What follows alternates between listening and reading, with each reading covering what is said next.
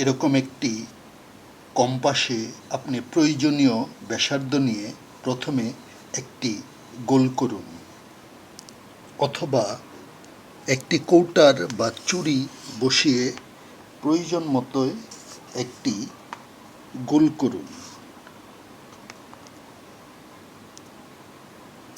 গোল করার পর আপনি এখানে চ্যাপ্টা ছোট একটি গোল করুন।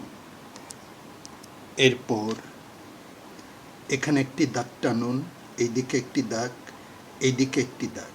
এরপর একটি দাগ এইদিকে, আরও একটি দাগ এইদিকে, একটি দাগ এইদিকে, একটি দাগ এইদিকে। মাঝখানে দিলাম হলুদ, এদিকটায় দিলাম লাল,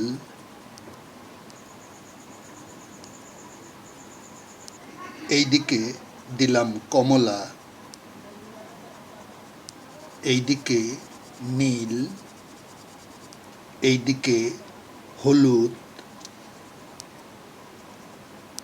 এইদিকে সবুজ, এইদিকে হলুদ, এইদিকে কমলা। ভিডিওটি ভালো লাগলে লাইক দিবেন, কমেন্টস করে জানাতে পারেন কেমন লাগলো, এবং চ্যানেলটি সাবস্ক্রাইব করে আমাদের পাশেই থাকুন। Thank you so much.